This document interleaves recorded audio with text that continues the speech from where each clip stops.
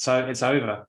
Much like Christmas, you wait a whole year for the Tour de France and it goes by like a flash. We're here to pick through it. Was it a good Tour de France? Was it a bad Tour de France? An indifferent Tour de France? Is a good first question. Amy, what did you make of it? I think it was an average Tour de France. I don't know. I'm going to sit on the fence here because it wasn't terrible. Like, it wasn't as boring as maybe some people are saying it was, but I think much like, I'm going to reference here what I know more, but much like the Giro Donna was, it was any race that's completely dominated by one person or one team is not going to be that exciting. So yeah, it had like redeeming moments, but I don't think it was like the best edition we've seen in a while. Should we go around with marks out of 10 then? I'll split it into, I think the first week was a 9.5 out of 10. I thought the first week was absolutely brilliant. Lots of great stories. We had Van der Poel defending yellow. The time trial was great. The Roglic-Pogacar kind of rivalry was brewing, obviously until later events. And then I'd say maybe the second week, because obviously like Amy referenced, Pogacar's just dominance of the race kind of made it a bit of a foregone conclusion for me. So I think the rest maybe a 7 out of 10. But the first week was brilliant. The best first week of the Tour I can remember. So what does that average as? Yeah, is that 7 out of 10? So overall, I'll give it a 7.5. Amy? I'd say a 7. Oh God, I'm going to sound like a real curmudgeon. Then I was going to give it 5. And I think that's being generous. You need the average tours to really enjoy the good tours, and this was definitely a bang average tour. Unfortunately, you can't really rate it week by week. Like, it started off at a kind of pace that it couldn't maintain. All the action, the crashes. The Cavendish Win was great. I didn't find the opening weekend particularly interesting, to be honest. Like, there wasn't much drama, like in the sense that Alaphilippe and Van der Poel won easily. They were expected, and they did what they were expected to do. And then the race was kind of decided by stage 9, wasn't it? With Pogacar's imperiousness in the Alps, and then his control of the race. As you say, we had three riders really controlled it in a way. Pogacar in the mountains, Cavendish in the sprints, and Mohoric in the breakaways, I suppose you could say.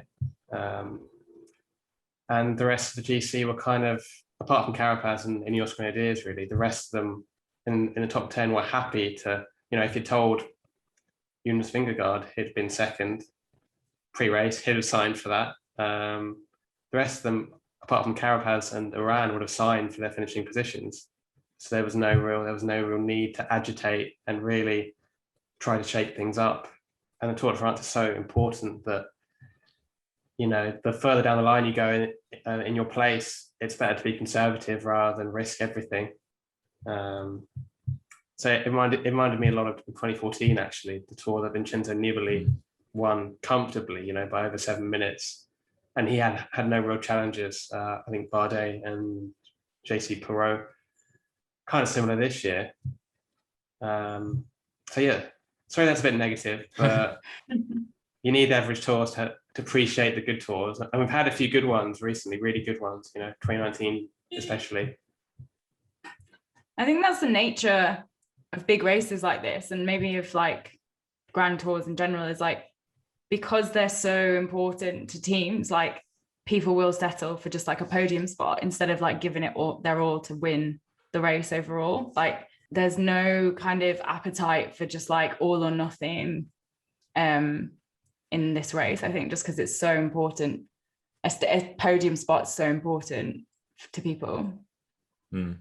I saw someone saying that Ineos' tactics were dire, and I think that's a little bit strong, because they could have gone all or nothing, but you need to have a leader who can handle all or nothing and actually take on Pogacar.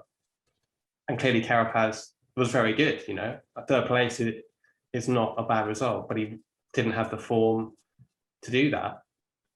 So it's all very well sitting here and saying like Ineos should have done this or that. The only thing they should have probably done was chase stages, after stage 10, once it was clear how dominant Pogacar was.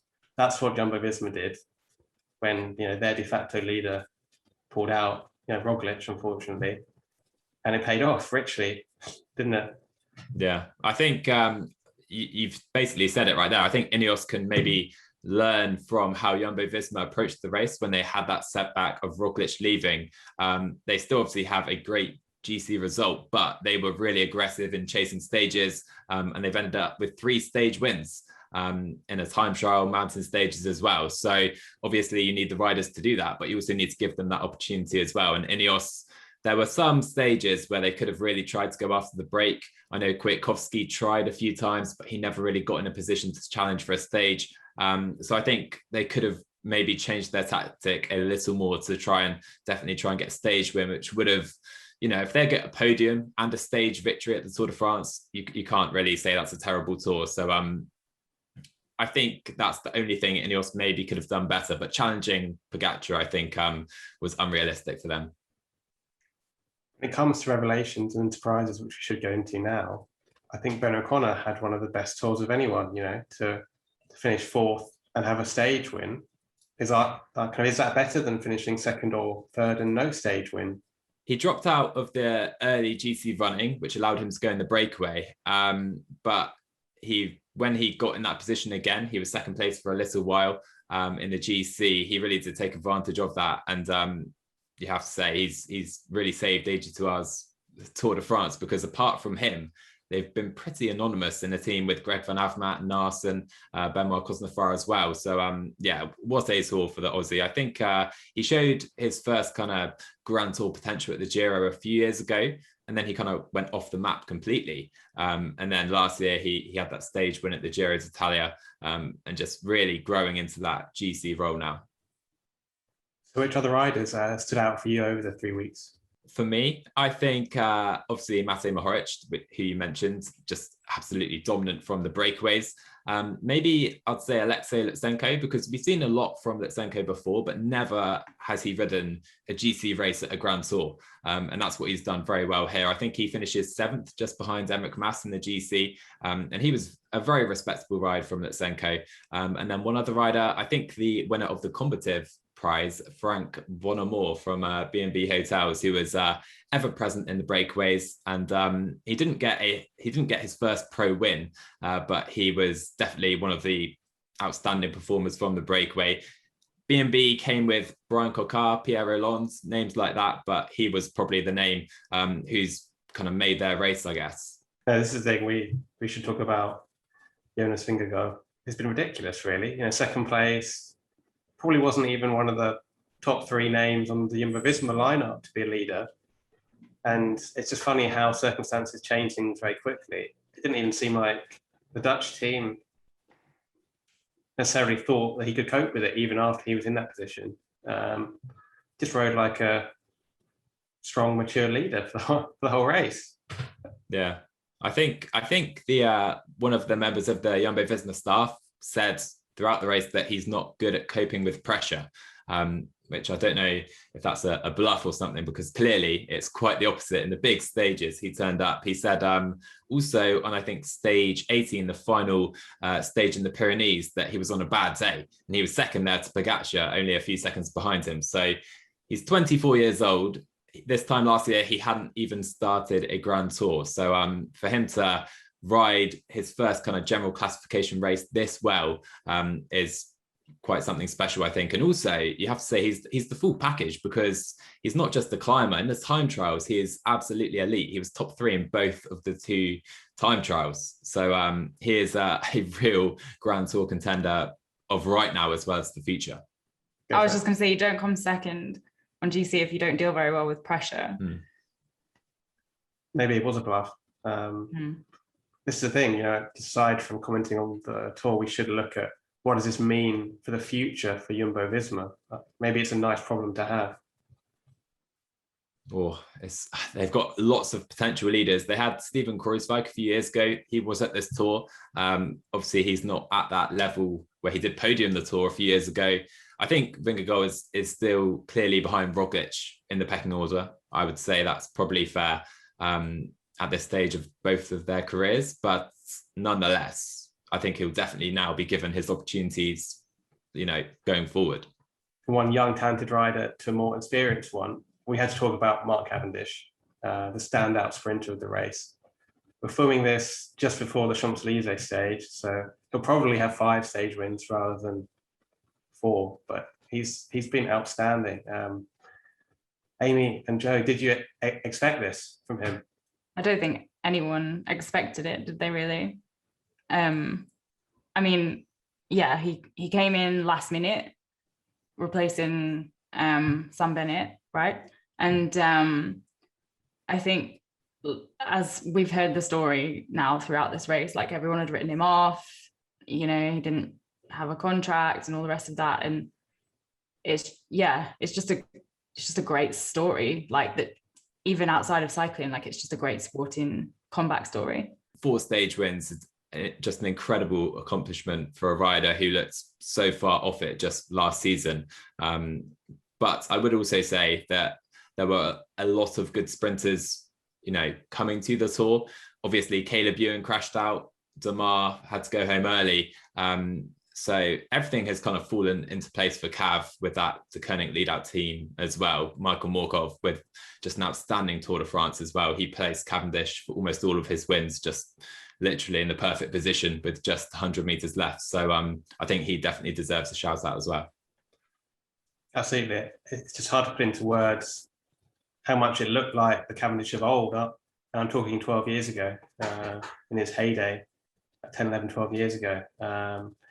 Yes, there were people missing, but you can only beat the sprinters who are there. And he showed he has the legs and then some, because, you know, part of the Tour de France for sprinters is getting over the mountains. If you're getting time cut or you're having to DNF, some of it was down to kind of crashes too. And Nasser Bahani had a very good Tour de France, you know, some second and third places before abandoning. That's part of it, you know, and that's part of having a strong team around you, and the experience as well, the wisdom that Cavendish has accrued over the last dozen or so years has really put him in good stead for a Tour de France like this. And he was due some good luck, you know, after the last few years. And this is the thing, I was going to go into picking favourite stages, and I'm going to go first because my one is stage 4, which is the Cavendish Win, the first win. Because I feel like the Tour really needed that. If you cast your mind back several weeks, it felt like every stage up to that had been a demolition derby, crashes left, right, and centre. Who can forget the Omi and OP sign holder? Oh dear. Yeah, we needed positivity. We needed a fairy tale Cav win, and Cavendish needed that first win to get the ball rolling. That was really important, just to get the confidence up and show that he could do it. That was maybe the hardest one, not purely tactically or in terms of margin, but to get everything rolling again. And the Tour kind of improved, kind of brightened from there, you know, like in terms of fewer crashes. But that was pretty unforgettable, seeing him do that, you know, his first win in, I think, 4 or 5 years. What about your favourite stages? For me, I might go for a bit of a controversial choice here. I'll go for stage 5, the time trial, which was won by Tadej Pogacar. We also saw Van der Poel in the yellow jersey there, and he, I think, with one of the best rides I've seen Van der Poel do in his career was that time trial in a discipline we've never seen him at this level before. Over a 30-kilometer time trial, just under 30 kilometers, for him to hold on to the yellow jersey. I think he was 5th on that stage. Was just an exceptional performance, I thought. And I thought that was a really exciting stage. There was lots going on at all times. And I think time trials are actually underrated. So I'll pick stage 5. We're all going for the first week then. Which one are you going for? I had kind of thought of one, but then it's just stage 2 just came back to me in my head, and that was just such a great race. Like, it was watching the women race up the same climb that morning as well, and then seeing Van der Poel's attack on the first climb, the calculated way that he, like, everyone thought he was attacking to go away, but he was actually trying to get the points to take the jersey. And then yeah, just like the homage to his grandfather. It was really like, it was just really touching. And I like the emotional stories, so that was nice. It's true. That's a kind of are both very good picks though. It was a tour of emotions, like especially the first half. I really felt we were seeing really raw reactions. Maybe that's partly, down to the pandemic and everything that everyone's been through, but also, family links like that are pretty special. It's also telling we all picked Satis from the first week because, I think there's a consensus that the race did kind of get into a rhythm, a routine after that and petered out slightly. Just briefly, if you're a rival of Tadej Pogacar, what the heck do you do next year to beat him? What's the answer? Well, I would say go for the King of the Mountains jersey, but you can't even do that because it looks like he takes that home as well every year. I mean, I feel sorry for with Pools, Nairo Quintana and Mike Woods. They had one of the best battles for the polka dot jersey throughout the race. It was so close throughout. Usually we have one breakaway rider really open up a lead on the rest, only for Tadej Pogacar to win the final 2 stages in the Pyrenees to take that jersey as well. But yes, it's a difficult one, and one I certainly don't have an answer to, Andy, because it seems there's not a lot you can do. Ineos came in with the numbers. They had 4 leaders, potentially Geoghegan Hart, Port and Thomas, as well as the rider who finished on the podium, Carapaz, for them. And it just didn't work out at all, and they couldn't use those numbers to their advantage in any way. So, Pogacar just looks like, I think Eddie Merckx called him the new cannibal. And I think that's a very fair statement because he looks unstoppable. I think his team did not look unstoppable. There was a kind of a lack of control through some of the race, which sure, it worked out fine for them, more than fine. That's partly because he seemed so at ease with closing gaps and doing some of the dirtier work himself. It's all ifs and buts, isn't it? But if Ineos, if there hadn't been a big crashes in the first few weeks, if there'd been a full complement of strong, grenadiers, if Roglic had been okay, of course we'd have seen a slightly different race. But we should pay tribute to just how strong he was, how able he was in the Alps, Pyrenees, the time trials. He didn't really look overstretched, apart from the Ventoux maybe. But what's next for him is possibly a Grand Tour double, is what I'm hearing. Like either Giro Tour, Tour Vuelta this year even. Yeah, potentially. I'm not sure what his goals are for the Olympics as well. But obviously he'll be riding with Primož Roglic at the Olympics. So I think Slovenia are probably the favourites for the Olympic road race, I would suggest.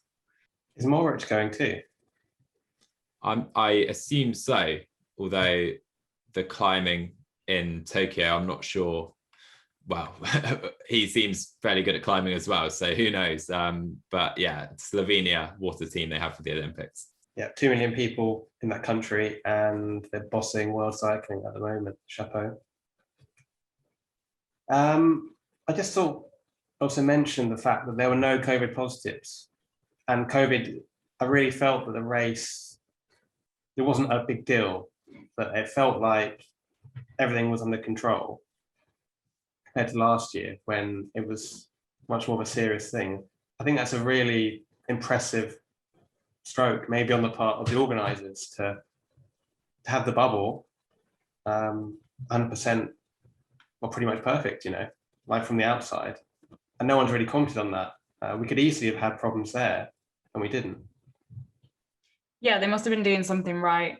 And I mean, yeah, it's a good thing because, well, obviously it's a good thing, but you never want a race to be decided because a team had to pull out because of a COVID positive. And that must have been a logistical, what a feat of logistics to have however many hundreds of people traveling around every single day in a country where COVID cases are on the rise again, and manage to, not have a positive case.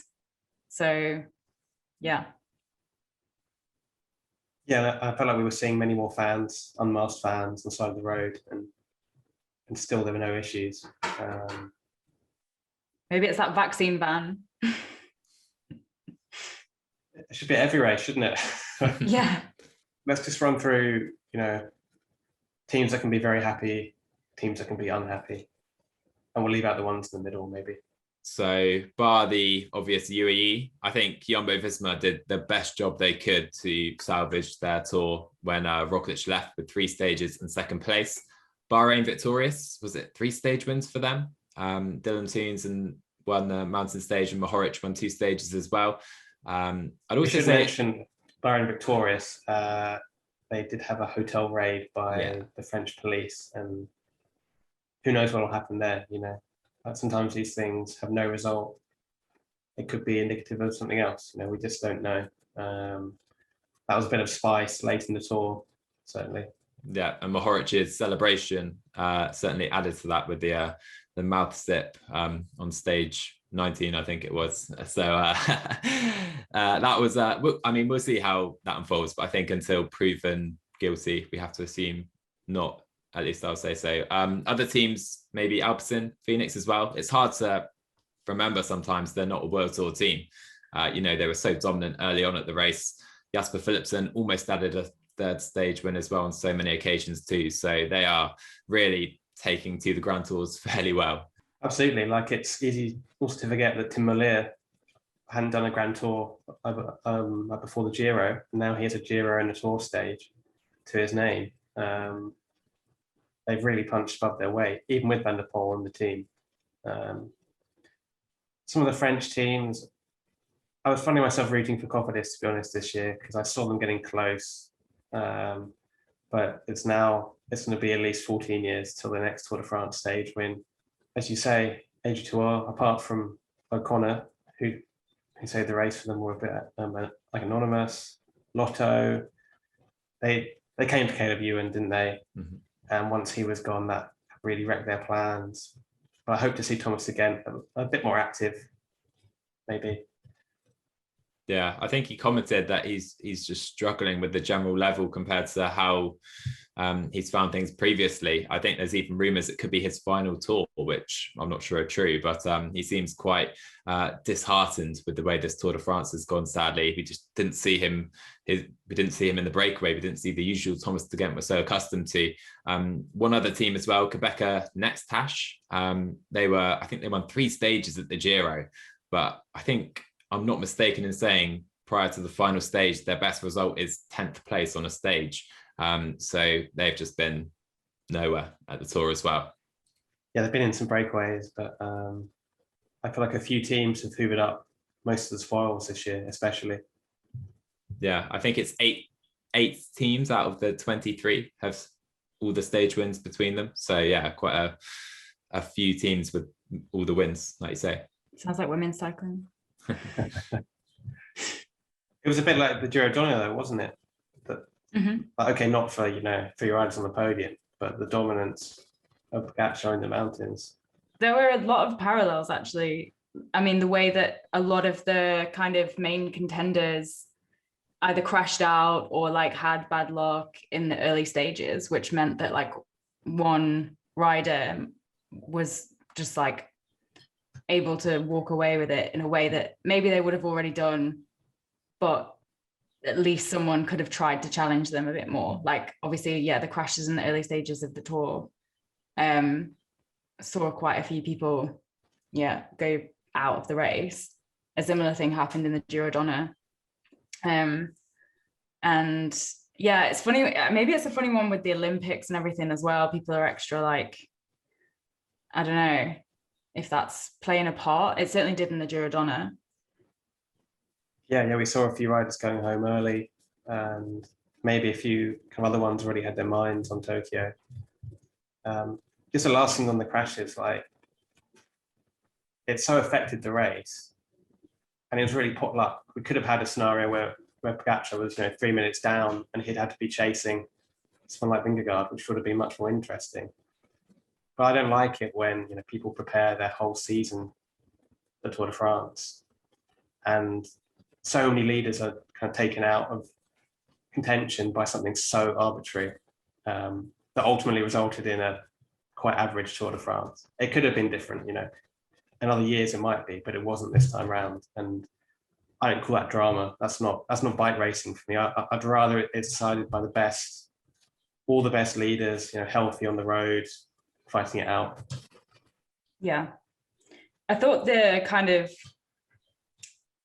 guess there was a lot of complaints about the safety of those stages in Brittany, like the narrow roads and that kind of thing.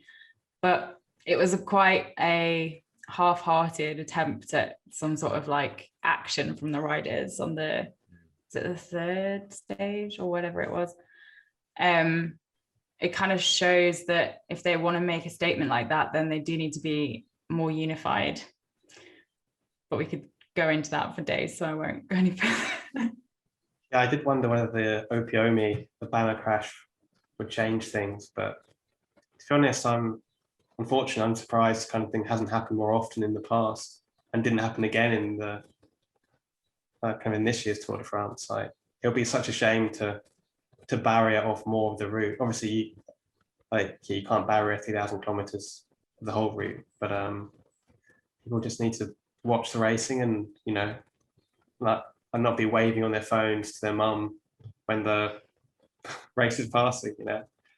Common sense, isn't it? Yeah, definitely. And it's not a completely new thing.